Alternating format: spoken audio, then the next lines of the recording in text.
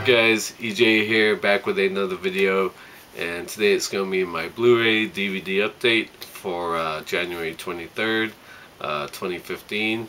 So I've got 10 new Blu-rays to show you, all from 2013. This is my last Blu-ray haul from that year, finally finishing up my wish list from 2013, and then moving forward I can move on to picking up more movies from 2014. So anyway, let's get started.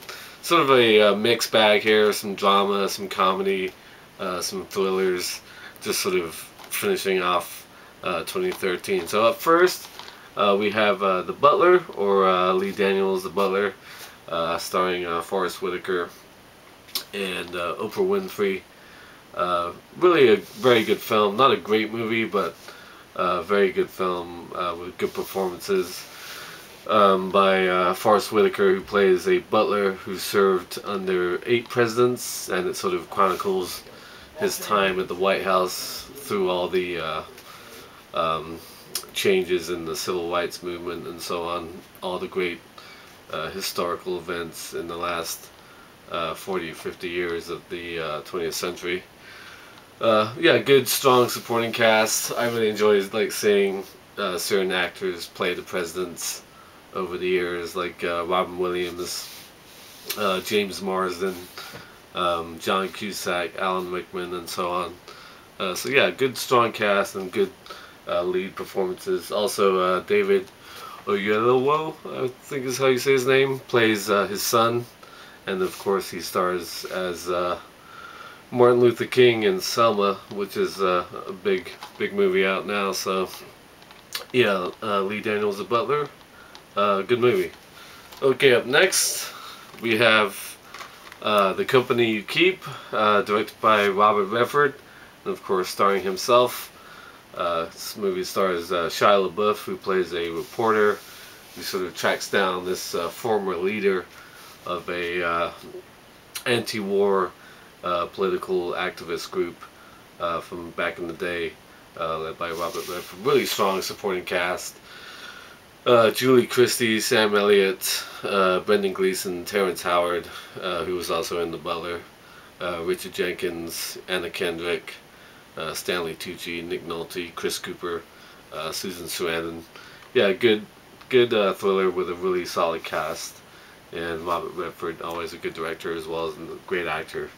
The Company You Keep, if you haven't seen it, check it out. Okay, up next, onto more lighter fare, we have Drinking Buddies. I'd like to thank my man Scott Cineram for turning me on to this film. I think he talked about this movie in his top 10 of 2013 video. Yeah, it's a sort of fun romantic comedy starring Jake Johnson and Olivia Wilde. They work in a brewery in Chicago, and it's sort of about drinking and friendship and relationships and so on. Anna Kendrick's in this as well, as is Ron Livingston. So yeah, good fun cast. Jake Johnson, becoming a big fan of him over recent years, along with New Girl and stuff like that. Olivia Wilde, nothing wrong with that. So yeah, Drinking Buddies, good, interesting comedy about adult relationships. Check it out if you haven't seen it. Okay, up next, one of the early movies of 2013. It didn't do very well, but I liked it when I first saw it, and that is Gangster Squad, set in 1949, Los Angeles. Sean Penn plays Mickey Cohen, a sort of ruthless gangster who has the city in his grip. And Nick Nolte sort of puts together this team of cops, detectives, headed by Josh Brolin. And I'm going to blank on his name all of a sudden, Ryan Gosling, to take him down. Yeah, I enjoyed it. Sort of fun, sort of stylized crime mafia movie. Emma Stone, of course, gorgeous. I love her as the femme fatale. Yeah, it's got some good shootouts. Not a great movie by any stretch of the imagination, but I enjoyed it when I first saw it. It's got a good cast, and I like the look and the style of these type of movies, and nothing wrong with Emma Stone in a red dress. Okay, moving on.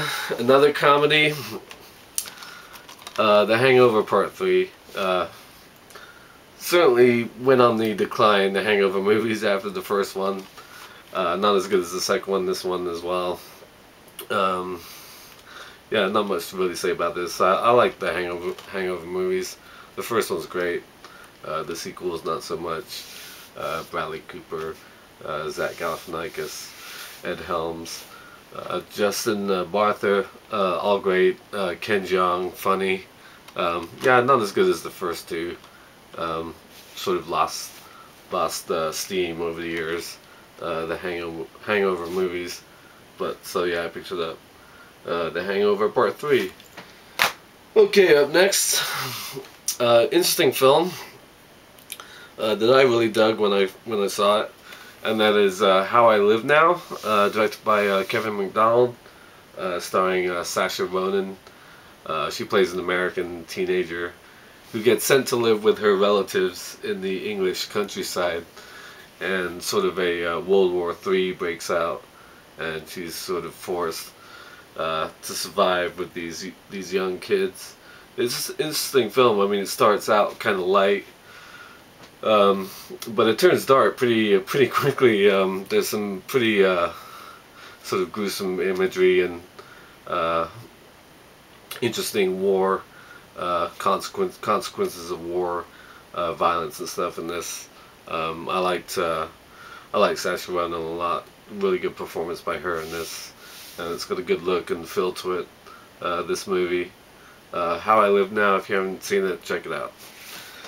Okay, up next, I'm not sure what to make of this film. I wasn't sure when I first saw it. And that is The Lone Ranger, directed by Gore Verbinski. This was an odd movie. For a Disney film, I thought certain scenes in this film just really did not fit. I mean, at one point, one guy gets his heart torn out of his chest, and I thought it was just like the whole tone of this movie was just off. I mean, is it an action movie, comedy, sort of hardcore western? It's kind of silly, but it does have its moments. The big mistake they made, of course, was sort of making the focus on Johnny Depp as Tonto, as opposed to Armie Hammer as the Lone Ranger, of course, the title character of the movie. Not great chemistry between those two. Sort of trying to jump off the success of the Pirates of the Caribbean movies and so on. But I really did like the ending. I thought the ending was just fantastic. When we finally get the music kicking in, and we have the train sequence, and him riding the white horse on the train with the Lone Ranger theme song. I thought that part was great. Up until that point, I thought it was a complete mess. But yeah, there you have it. Disney's The Lone Ranger. Okay, up next, another sort of political fused drama featuring a great icon, and that is, of course, Mandela, Long Walk to Freedom, starring Idris Elba as Nelson Mandela. Sort of his early life and his imprisonment at Robben Island before he became president in South Africa. Yeah, good performance by Elba. Naomi Harris, very good as his wife as well. Good film, not a great movie, much like The Butler. Sort of documents this man and his life. So yeah, Mandela, Long Walk to Freedom. Okay, up next, another interesting film to say the least, and that is Old Boy, Spike Lee's Old Boy, remake, of course, of the 2003 Korean film, which is a great movie. This one starring Josh Brolin, Elizabeth Olsen, and Sharlto Copley. Of course, Brolin plays a bit of a dick, an asshole. He gets kidnapped and imprisoned for 20 years. He doesn't know why, and then he wakes up to sort of figure out what the hell happened to him. Yeah, it goes to some dark places, this movie. That's for sure. Elizabeth Olsen, I'm a huge fan of her. She's a good actress and she's sexy as hell. Some good moments with her in this movie, if they're a little fucked up. But yeah, Old Boy. It has its moments. I'll give it that. It wasn't great, but it has its moments. Old Boy, check it out. Okay, last but not least, a sort of an underrated favorite from many from this year, 2013, and it's a really good film, and that is Out of the Furnace. Yeah, Out of the Furnace. Almost forgot the title for a second. Yeah, sort of a hard, gritty crime thriller starring Christian Bale, Casey Affleck, Woody Harrelson, just awesome in this. Forrest Whitaker again, Willem Dafoe, Zoe Saldana, and Sam Shepard. Yeah, Casey Affleck plays Christian Bale's younger brother. He's just returned from Iraq, and he gets mixed up with the wrong people, and then he goes missing. And his brother, Christian Bale, doesn't really believe the police's story when they go looking for him, and he goes out looking for him, and of course bad things happen. Bad things have happened, and yeah, it's a gritty crime thriller. Christian Bale is great, sort of the rural South. What I'm trying to say. Yeah, good crime movie, good performances, really good cast. If you like these type of films, this is definitely one worth checking out. That's Out of the Furnace. So those are the 10 Blu-rays, all from 2013. Finally finishing up my wish list from that year. So let me know if you've seen any of these movies and what you think. Thank you for watching as always, and until next time, I'll see ya. Bond. James Bond.